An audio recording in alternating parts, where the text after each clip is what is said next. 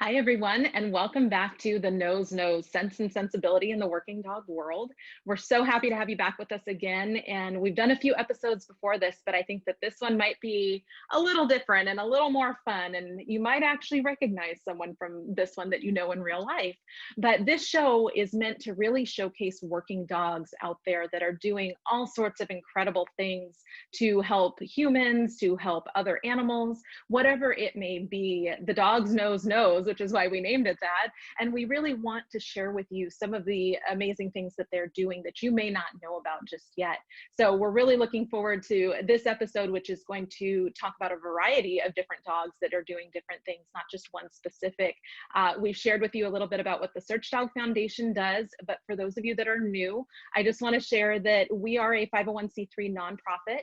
And our mission is to strengthen disaster response in America. And we do that by recruiting and rescuing shelter dogs to go and save survivors in the aftermath of disasters by using their nose to sniff them out in the rubble or debris. So they go from rescue to rescuer, and they have a place for life. So even if they don't make it in our program for some reason, sometimes they decide that work is not necessarily for them, or maybe they just don't like the rubble, we'll either find them another career or we will find them a loving home where they will be successful with a little bit of training. So we make sure that once rescued, they never have to be rescued again, and they are taken care of for life. So we rely solely on individual and organization donations. So if you'd like to help, you can check out a little bit more at searchdogfoundation.org and learn not just about the organization, but about the incredible dogs that we have the absolute privilege of working with. So without further ado, though, I would like to introduce you to someone that you may not have heard his name before. Maybe you have, maybe not. But Bill Farmer is an incredible man who has accomplished so much in his career. You more than likely, though, have heard his voice many, many times throughout your lifetime.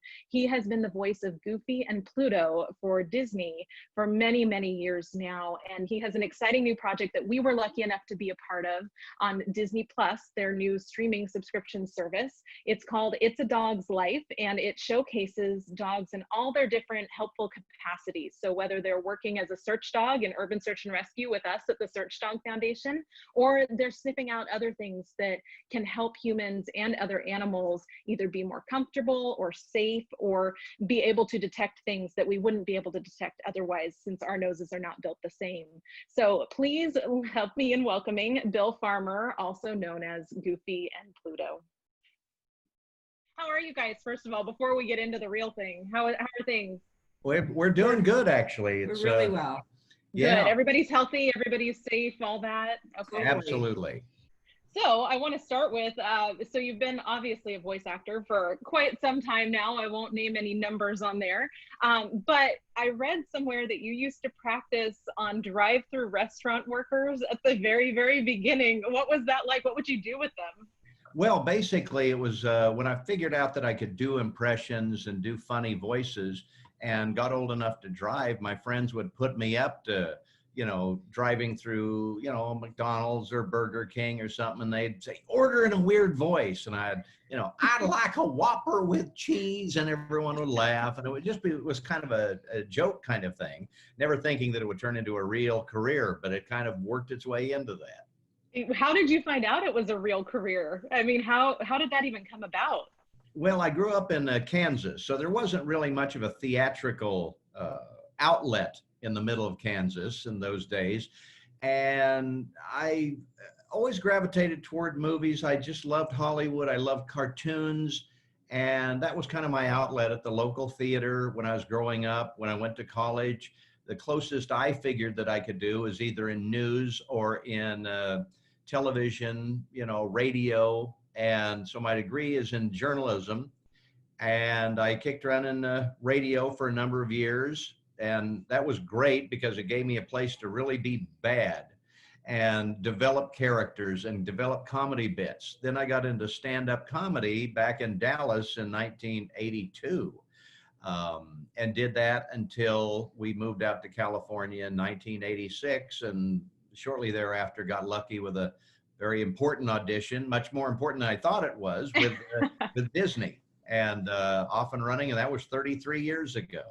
Wow, that's incredible. Now, Jennifer, I want to ask you as well. Sure. What is that like going through that process? I mean, everyone I'm sure always asks, does he do funny voices at home all the time? Does it drive you nuts? But what is Um, that like going through that process with him? Actually, it's a lot of fun because being married to him is a lot of fun. Also, what he is probably too shy to tell you is when he got the voice of Goofy, he about beat out 1,100 other people who tried to be the Oh voice of my Goofy. gosh. So he was really handpicked and hand chosen. Hmm. He does lots of voices. He does do them around the house, particularly if he's in trouble. So now I'm having to argue with, Johnny Carson and, Groucho Marx and all these kinds of things. But luckily, we don't really do that too much. But it's a lot of fun. It's Yeah. different from all of my friends the way they talk about their husbands. Oh, I'm sure. Are there different levels of how much he's in trouble, which voices he goes to? Are there go-tos? Probably, I'll have to study that and look into that. But Oh yeah, yeah. probably. If I'm in deep trouble, sometimes I'll make her talk to a sock puppet, Yeah. and And yet she can't still says argue with it's a so much sock fun to puppet. be married to you. I mean, that's amazing. I love It it. is. It is. We just celebrated 36 years together, Yeah. so we signed up for 36 more. Yeah.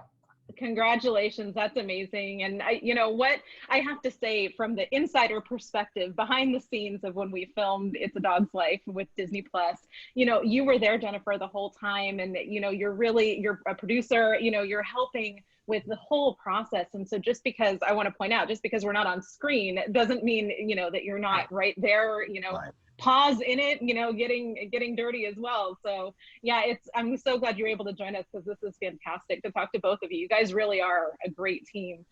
So I want to talk a little bit about the history. I won't say way back when, but way back when. One of your mentors I read was Dawes Butler, Oh who was yes. the voice of Yogi Bear. But then, Yes. of course, this is a dog show, so we have to talk about Huckleberry Huckleberry Hound Hound. as well. What was that like? How did you meet him? And are there any little nuggets of wisdom you can impart on, maybe a child that's watching who wants to be Absolutely. Goofy someday? Absolutely. I teach voiceover as well as produce demos because of my engineering background and with my son. But when I came out to California in '86, I figured, well, I should take some classes if possible. And a friend of mine said, you should take classes from Dawes Butler, who I knew from all the Hanna-Barbera things. He's done what, like 40 some major characters. And I said, the Dawes Butler? Yeah, here's his phone number, and just called him up. And he was this sweet little guy, lived in Beverly Hills. And for $10, if you had it, he would, you'd join his group, and he had to kind of say, okay, I think you've got something worth exploring and nurturing. He was the first one that really said, it's all about the acting. It's not voice acting with the emphasis on the voice, it's voice acting with the emphasis on the acting. There's so much more to doing an animated character than just the voice. It's the emotional life of the character and what that character is. And it's every bit as in-depth as you would for an on-camera role. I learned that from him. That's what I teach now, that it's don't worry as much about the voice as the acting is probably the best advice that I could give anyone that wanted to get into this business. Study acting. That's awesome. And you, of course, have been acting as Goofy and Pluto for 33 years now, you said. Is there a piece of Goofy in you, just inherently now? Or are you truly Goofy? Have you become Jennifer saying yes? Oh yeah. It's kind of interesting. The first year or so, I was doing an impression of Goofy and the gorge, Heldy, and that kind of thing, just copying what I heard in the cartoons. But after a while, you have to kind of invest yourself in the character to bring it Mhm. a little bit stronger to life. And through the years, we've had to add a lot to Goofy, such as in the Goofy movie. He really hadn't had to be a nurturing father Right. before, and we had to add all of these layers that he never had. That's when I really got to know the character, and the more you know the character, the more real it is and the better the performance. That's amazing to watch that evolve through the years, and to carry that mantle forward, I feel like is incredible. You know, there were others before, you know, but really you truly embodied that for many, many years now. And I have to mention, not, I don't want to embarrass you, but in 2009, I believe it was, you were officially made a Disney legend. And I did a little bit of my homework, and I'm reading through some of these names, and I have to tell you, Robin Roberts, Julie Andrews, Howard Ashman, who growing up, one of my favorites in what he created, Frank Thomas, you know, one of the world famous animators way back when. What was that moment like, joining the ranks of those folks and what they've accomplished in the creative world? It was just the highlight of a career. Ours was the very first public ceremony at the Anaheim Convention Center in front of about 4,500 people. And Tom Bergeron was the host. Robin Williams got his award the same day I did. Betty White, Tony Anselmo, the voice of Donald, all of these people. And I got my award with Bob Iger, and in front of all of these people. It was just surreal, really. And I kind of thought, I kind of felt like Sally Field saying, they like me, they really like me after all this time. And what is that like, Jennifer? Now I have to ask, you're married to a Disney legend. Does he ever use that to his advantage, or try and get away with things because of it? Take out the trash or make the bed, yes. But I remind him of his humble beginnings and the way things are now. So as it should be, as it should be. Well, and I have to say, aside from Jennifer, I feel like, you know, dogs really do that for us as well. They remind us that no matter how big you get, you're never too big for your britches, and they will remind you day in and day out that there are things that need to be done a certain way. And we got to have a lot of fun on the set of It's a Dog's Life, which is a new series coming out with Disney Plus on their streaming platform, and they're doing a new episode a week, which is fantastic. They always leave you wanting more, which is wonderful. But tell us a little bit about what that was like, getting to meet all of these incredible dogs all over the place and all the unique jobs they're doing. Well, it was fascinating. I've always been a dog owner far back as I can remember. I've always loved dogs, and getting to do this show just kind of solidifies things that I felt I knew about dogs, and also opened my eyes to a lot of the amazing abilities that dogs have. What probably struck me most, that all of these dogs love their jobs. Whatever their job is, they do it with gusto. They would do it without a treat generally. You know, they don't have to be paid. They just do this, especially the border collies are just, they're just so ready to work, and they just love doing this. And all of the dogs that I met were just the sweetest animals you'd ever want to meet. And another surprising thing is that most all of them were rescue animals. I would have thought you'd breed a particular dog for a particular job, but no, you just have to find that dog that has that ability and that willingness to get in there and do that. And it's usually their personality that comes through. And a lot of times rescue animals are even more hyper and more excited, and those qualities come in handy for a rescue dog, or another dog that has to be in the field for hours on end and not get tired, because it's, as you know, you don't make a dog do something it really doesn't want to do with any bit of success. So all of these dogs love their jobs. Now, you know, your episode is airing on Disney Plus right now. It's yes, Friday. Yep, it's official. I already watched my sneak peek of it, and I got to see it with my kids. We really enjoyed it. Although I have to say, as much confidence as you project, Bill, as far as these dogs loving their jobs and doing a great job, I remember saying to you, maybe we'll put you in the rubble pile. And there was a moment, I saw a flicker of a moment where I'm not sure you love that idea. I think Jennifer probably loved throwing you in a rubble pile, loved that idea of putting you in a concrete tube. But what was that like? With a lid? Oh my gosh, can I bring him back from time to time with the tube and the lid? Yeah, that was okay, but I had a mental image of okay, lay down and we're just going to cover you with rocks. Okay. Oh no, they actually have a place for me to get in. That was much better and a lot of fun. Yeah, well, and Fenton and Waffles had a great time. Both are rescue dogs, as you mentioned, and Waffles is now certified and ready to go. And so he is a fantastic search dog, and he was the one that found you. Yes. And I have to say, you did a great job of being a victim, or a decoy, as we call it. Thanks. But yeah, what is one of your favorite breeds? I just wanted to ask you. You mentioned a border collie, but Do you have a Yes, of favorite? course. Reveille, who is the mascot at Texas A&M, a beautiful dog, very laid back. Uh, Golden Labs are very nice. We've done a couple of stories with Golden Labs. They're so laid back and they're so gentle and kind, and they just have such wonderful, um, wonderful disposition. The Border Collies, their energy and their intelligence is just amazing to behold. I was amazed. We had a bloodhound on one of our pet detective episodes, and their ability to smell just astounds. I heard that they can track a dog, let's say a lost pet, if it went through a park up to 3 weeks later. No matter how many Wow. other dogs have been in that park, they can lock in on that one scent and follow that up to 3 weeks later. And Yeah. that just, it just, I can't imagine that type of ability. It's totally amazing.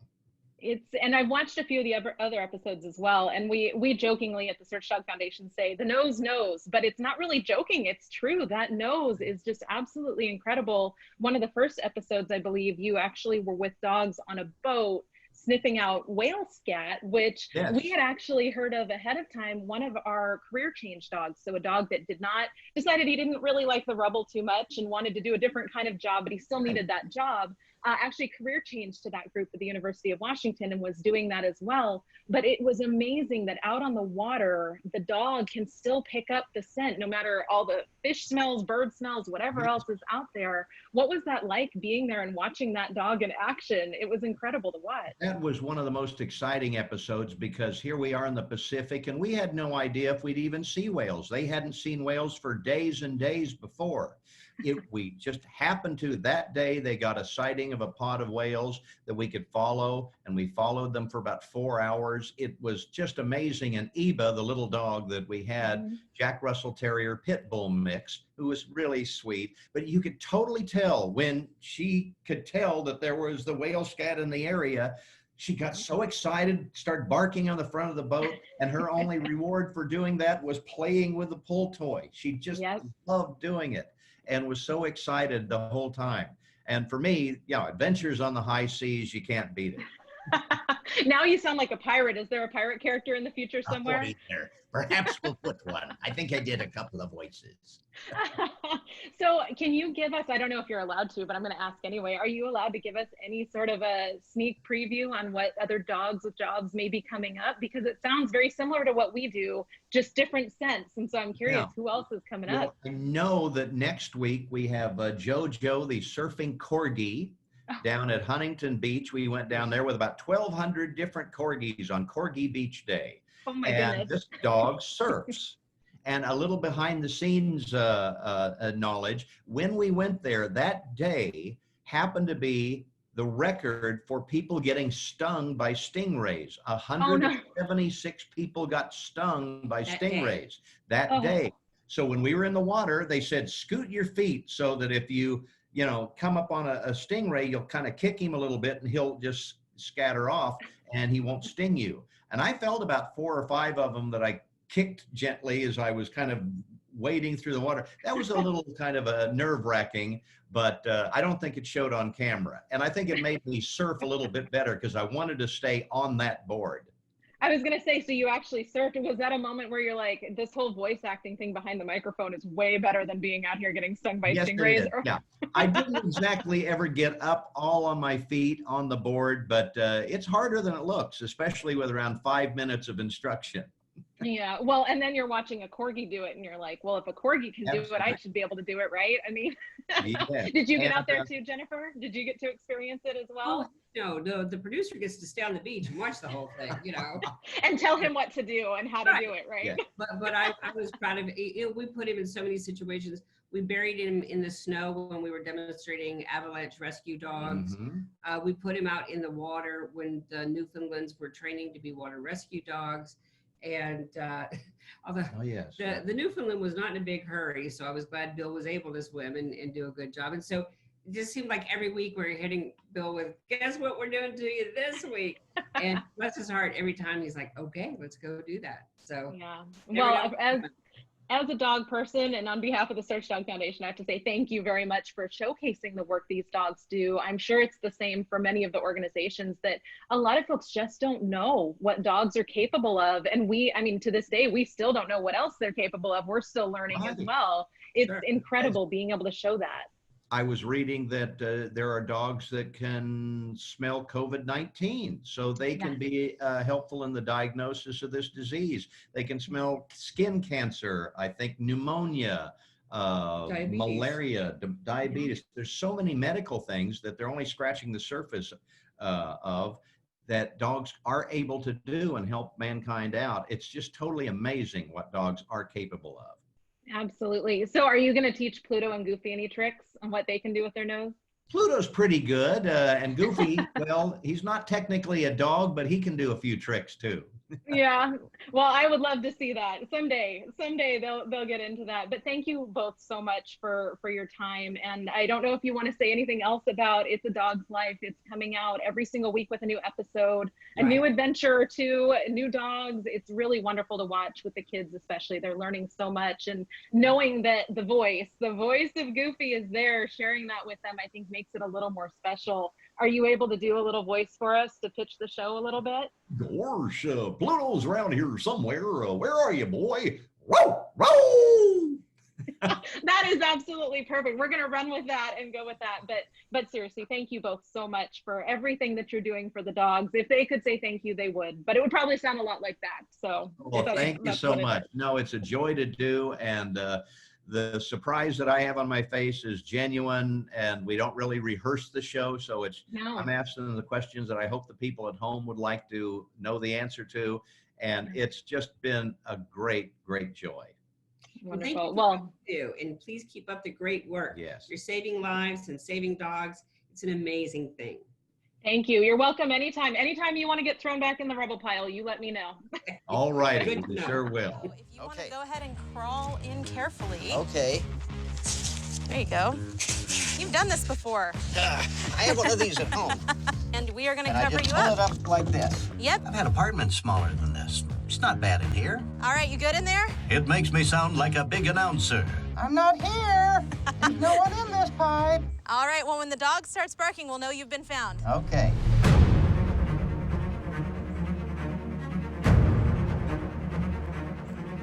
Search!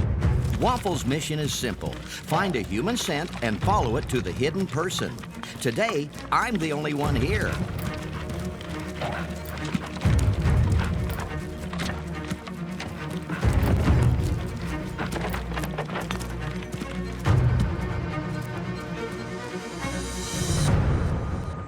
Well, this is the first time I've been in a tube being hunted by a dog.